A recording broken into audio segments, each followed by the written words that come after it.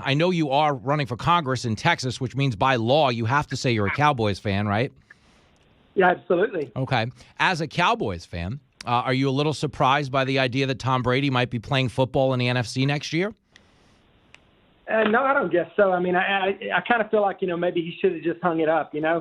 I mean, he's a great quarterback, but, you always want to see people. I think it's really cool when people go out really on top, Yes. And so many of them, they carry it just a little bit too far. In the last couple of years that they play, they're not really, not what they used to be. And I don't know. He's a great quarterback. I thought it would be awesome if he just said, hey, I've done it all. I'm moving on. Yeah, I'm with you, man. I would have just skipped town. I mean, the guy has 6 Super Bowl rings. There's not a heck of a whole lot else to do. But, of course, he's not the only one pursuing championships right now. You are running for Congress in Texas. Are you finding it a challenging pursuit right now, given all the other crazy headlines we're dealing with? Well, it is. It's hard to run for office right now, because everything's shut down. We've had meet and greets and candidate forums and town halls, all kinds of stuff set up that we had big crowds lined up for, that we'd advertised on social media. They were going to be great events, and we've had to cancel all that. So it's hard to get your message out. It's hard to engage with the voters. We're going to start trying to really work it hard on the social media side of the house, and maybe do some Facebook, live stuff and some town halls in that way if we can. But yeah, it's been a challenge. It's certainly.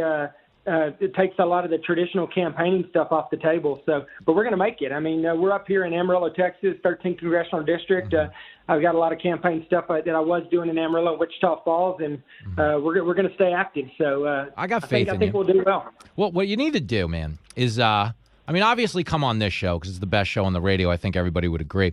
But I'm kidding. But you need to just keep posting your White House videos, man. Those are very they speak for themselves. But I want to mention this, okay? Because you were appointed by Barack Obama. You worked under both presidents. Was there a difference in White Houses? You've worked in both. Is there a dramatic difference in the energy between a Trump White House and an Obama White House? I think a lot of people would like to know that. Yeah, sure, Jimmy. And I'll just point out, too, that I also worked for President Bush. I worked 3 years in the Bush administration, and that's where I started at the White House. So I've worked for 3 administrations now.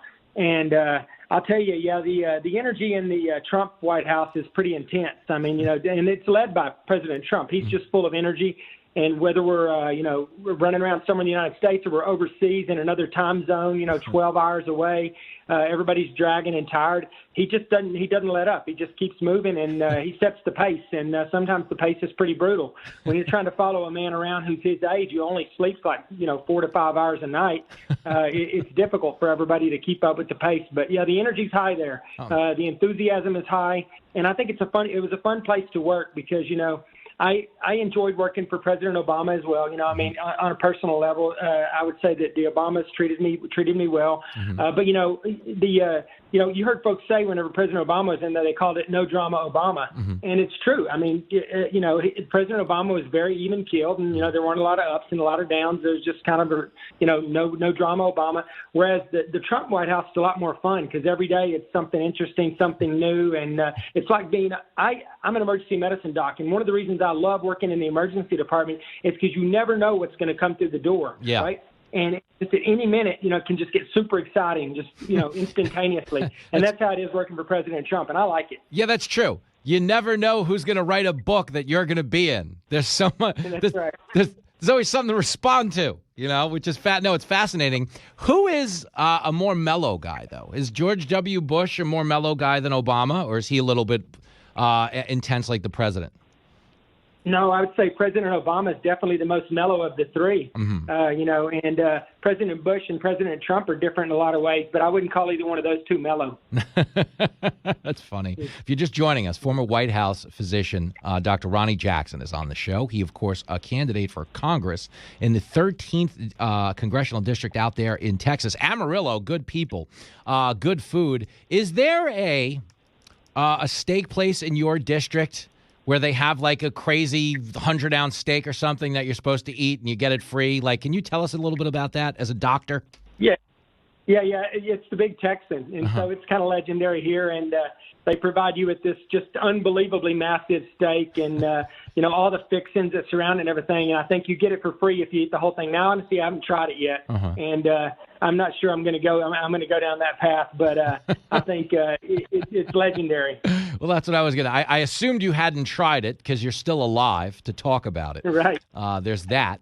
But yeah, that kind of thing hits home for my listeners because this show is it's very much a celebration of America and all the cool regional things we have at our disposal.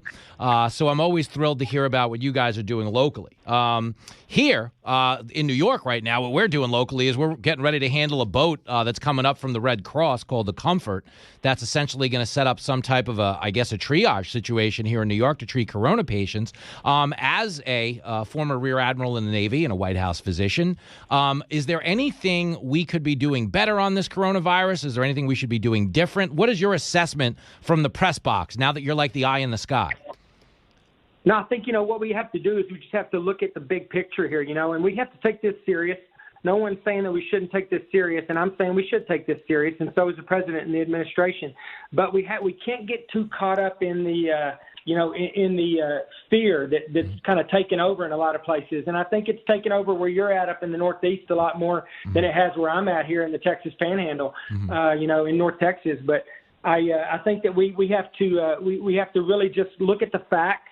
And not get too spun up and too fearful about what's going on. It's hard to do because, I just watched the president's press brief, and I was just disgusted by, just the attitude of the reporters that were asking the questions and stuff. I mean, you can tell it's like a feeding frenzy. They're just trying their best to figure out how they can trip him up or how they can spin something, into something that it's not. And, they spent half the press conference worrying about whether or not he called it the China virus or not. I mean, who cares at this point, what we're calling it?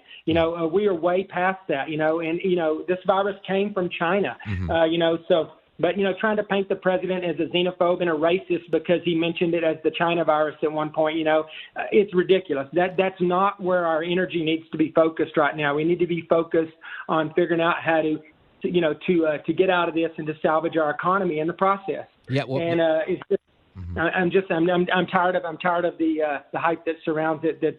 That's driven by stuff that's not true. So you're telling me you don't miss dealing with the White House press?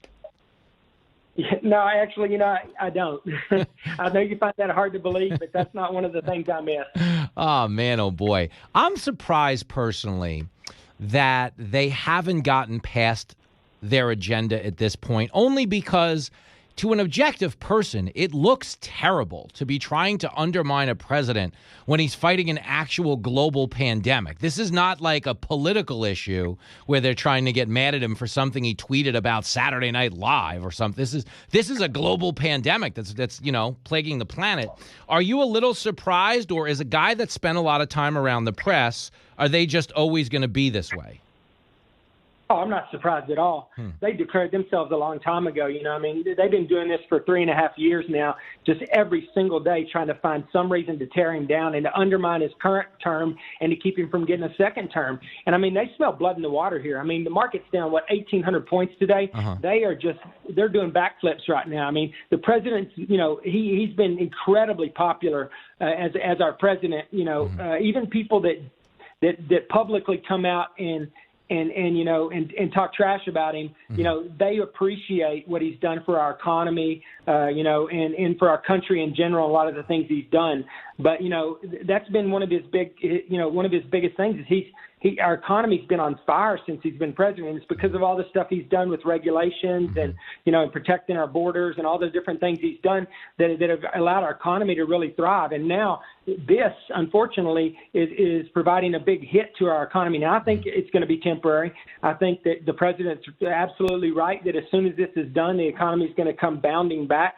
The Democrats are just hoping that they can drag this out long enough that it impacts the election in November, and that they can prevent him from getting a second term before this all dies down and our economy does come booming back. Yeah, it's crazy. But it sounds like in the short term, we're going to have to play a little defense and head into quarantine. Does a guy like, or at least, isolate a little bit, does a guy like a former White House physician named Dr. Ronny Jackson, do you go into quarantine by hoarding toilet paper like the rest of these maniacs, or is there like a 60-pack of beer or something? What are you isolating with, Dr. Jackson? I'll be honest with you, and like I said, I think, it hasn't really impacted us up here as much as it has. Oh, okay. Elsewhere. Yeah. So you're still out and about. No, I went to Walmart the other day, and there was no toilet paper, but that's not my biggest concern right now, But I basically just been going on about my business. Mm-hmm. I'm going to go out to the store today and buy a few things and get some drinks and stuff and put in the fridge. But, if I have to go out and do something, I'm going to go out and do it. I think the president, has hit the right mark on this. He's gradually turned up the attention on this and turned up our approach to this. And he's got it now where, he's recommending, and I think rightfully so, that for the next 14, 15 days that we try to avoid large crowds and, we don't go out and do stuff that we don't have to go out and do. But people still have to go out to the store and buy groceries. I mean, we can't shut down the restaurants and the grocery stores. People don't have anything to eat, obviously, right? Yeah. And that's everyone's biggest fear right now. Mm-hmm. But, he's encouraged the grocers to keep the grocery stores open and the supply chains to keep coming and things of that nature. And he'll make sure that happens. Yep. So I'm going to go out and I'm going to buy the groceries that I need. I'm not going to try to hoard things. Nope. I'm going to buy, what I need for the next few days. And a few days later, I'll go back to the store and I'll buy more stuff that I need. Oh. But I just think that, we can't let this fear overtake us. And that's what's happening right now in some parts of the country. Yeah, we got to stay calm. I think everybody needs to go out and have a big Texan. I think that's the answer. Exactly, yeah. Let's have a big Texan. And I'll tell you, Jimmy, the president, Ted, he's done a great job if you look at what his challenges are here, because he has to be the guy that's basically providing, who's helping secure our, the wealth and the health of our country. Mm-hmm. So he has to go out and he has to put these restrictions in place, in a logical, well thought out fashion. But he also has to be that guy as our commander in chief and as a head of state.